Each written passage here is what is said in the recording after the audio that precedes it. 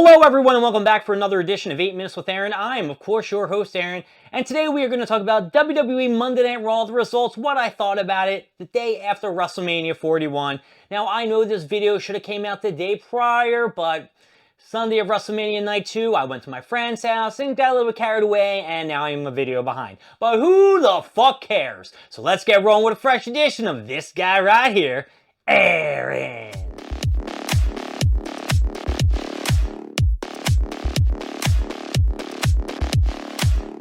Monday Night Raw opened up with John Cena, the reigning undisputed champion, walking down into the ring and saying, "All you fans are a piece of shit. Don't be going apologizing to me now. I told you all I would be walking out as the champ, and you were all a piece of shit."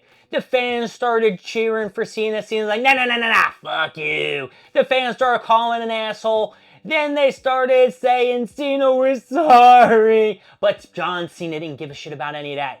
He stood tall and was a great heel.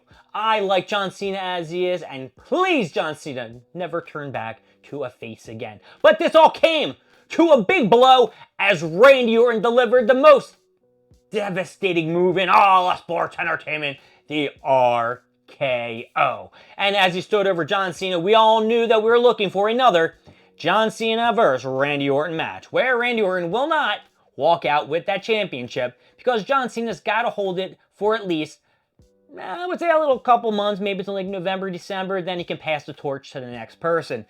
This segment, I'm giving this some bitchin'. We had a WWE Women's Championship match, Becky Lynch and Laura Valkyrie versus Liv Morgan and Raquel Rodriguez. I'm gonna cut to the chase. Laura Valkyrie lost the match, and in the end, Becky Lynch turned on her. What the fuck was the point of them winning the titles? Becky Lynch is surprised at WrestleMania. People are like, "Oh my god, I'm so shocked." Get the fuck out of here, you're shocked. You knew Becky Lynch was gonna come out with this idiot. Anyway, this match is getting it down, but I'm giving it an up because Liv Morgan and Raquel Rodriguez are once again the tag team champions. I should also mention that Gulia, some NXT people were in the crowd, so just keep that in the back of your mind because later it is going to play into things. We had the new reigning tag team champions on Raw, The New Day, Xavier Woods and Kofi Kingston. They came down to the ring and said they're the best, we're the da-da-da-da-da, you-do-do-do. And then Maxine Dupree came out with the rest of Alpha Academy and said, "You guys are Minute Maid or some kind of bicentennial pieces of shit, and we want to challenge you for the tag team titles." Well, before New Day and Alpha Academy can even square off, RUSEV, that's right baby, RUSEV Gingra, RUSEV Crush, made his way into the ring, beat the shit out of Otis and Tozawa as the New Day scrambled out of the ring to run away from RUSEV. Thank you, RUSEV, for coming back. We all want Aiden English to come back so we can sing RUSEV Day. All right, Io Sky was next. She came down to the ring and said, "Listen, I am the WWE Women's Champion. I beat Bianca Belair and Rhea Ripples. So now you know I am the best women's wrestler."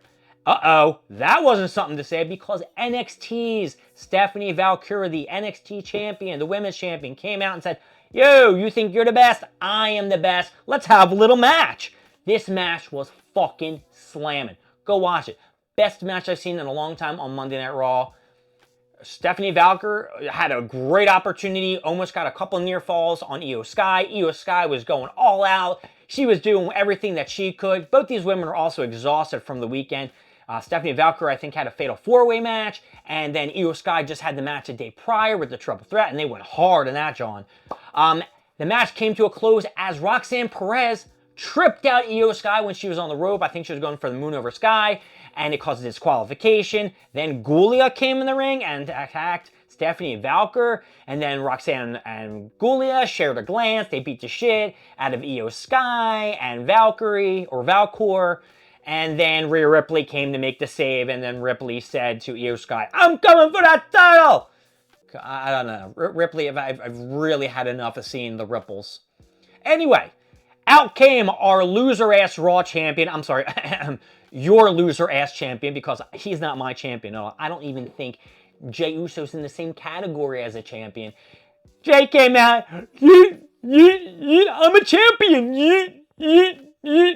And then, of course, Sami Zayn came down to the ring. He said, Jay, I'm so happy for you. Couldn't have came at a better time. You're the best. Blah, blah, blah, blah. Hug.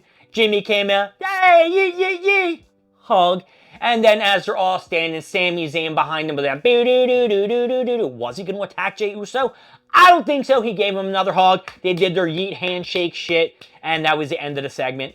Nothing really big out of this other than Jay just celebrating. It would have been nice to see him, maybe start a feud or something like that. But instead, he just wanted to continue to yeet. It's old. It's stale.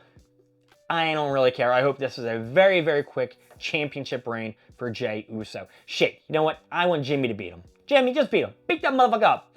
All right, and then we had a little segment in the back with Karrion Kross bitching at AJ Styles that, yo, you should beat Logan Paul at WrestleMania. You failed. You fumbled. What the fuck's going on? You needed to be the asshole AJ Styles from last year where you wanted to fuck up Cody Rhodes.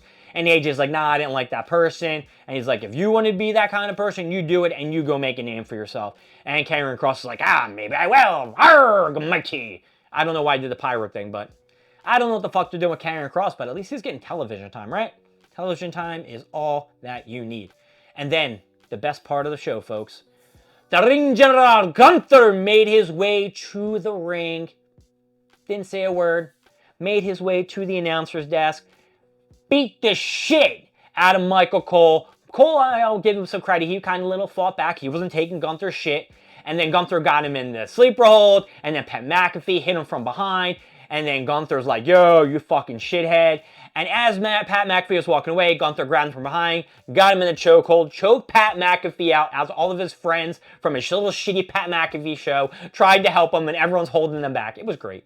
Gunther, I know you just lost the title and it really sucks, but I'm so happy that you beat the shit out of Michael Cole and Pat McAfee, that fucking loser. Maybe I'll be off TV for a while, but when I was at the gym day, I saw that asshole on the screen, so I don't think he's going anywhere. Quick recovery for that asshole, right? He should have been out. Out! Choke that motherfucker out!